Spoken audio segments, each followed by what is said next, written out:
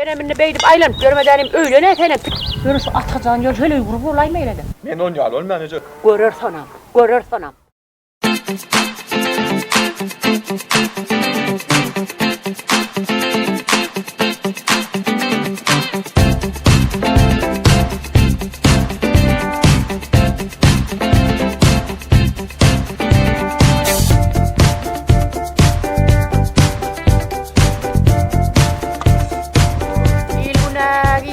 İşlep görler koy. Yine ikinci oğluma öylendi. Yatırlar.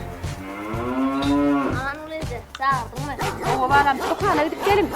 Yine oğlum 10 manat pul 2 kilo üzüm alyan, bir tanem çörek al. 200 edem kaç al, 2 kilo kartoş al. Kalan adam özüne dondurmal kalan al kayda. Kara oğlum da kara ya. Böyle baş komşularımın çağacıklarım, böyle men geldiysen algak doğru.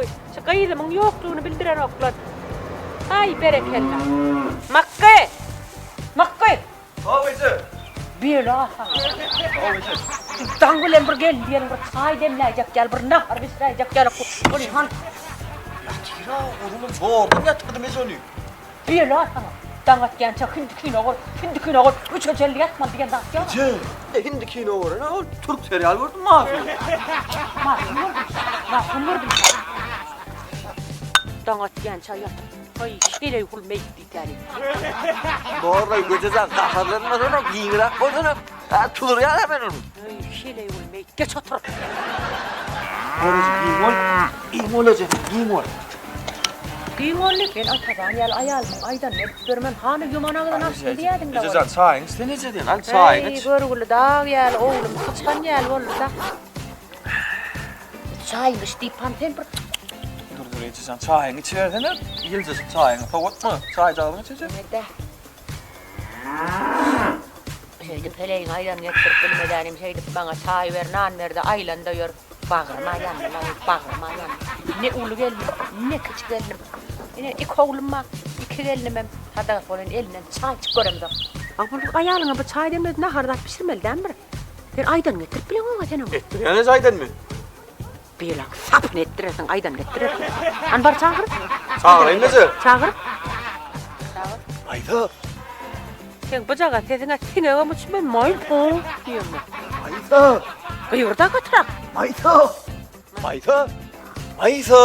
Sen bıçağa sesine ara maysa turarmış ol. Neredecek? Ben şuna yadır. Yenmektir yani. Tozur ayşını. Dağına çelli serial gör. Tozur barman 3 dönmer turar mı?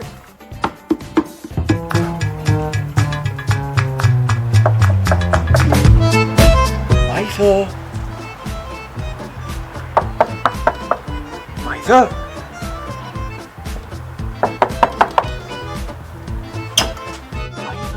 Çaka ayda.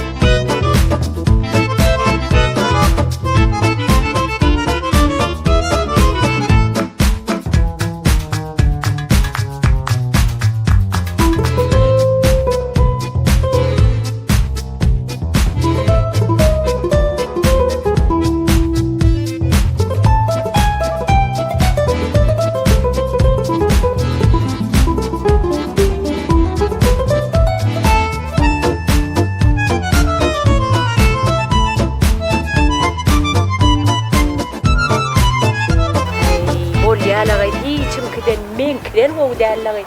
Şu iki tane de bir yaşata ol yani. Ne edecek de edecek babın yok da. Edecek babın yok. Bir oğuşum gelin aldı ödü mağaraya dik geldi. İkinci gelin alanda dağışığını yaptır. Üçüncü gelin de ödünü ayır gittir. Bu da şükür üçüncü gelinime yok. Dağış bilen olmalı orada. Ay yer bol yerde. Sağlık olsun.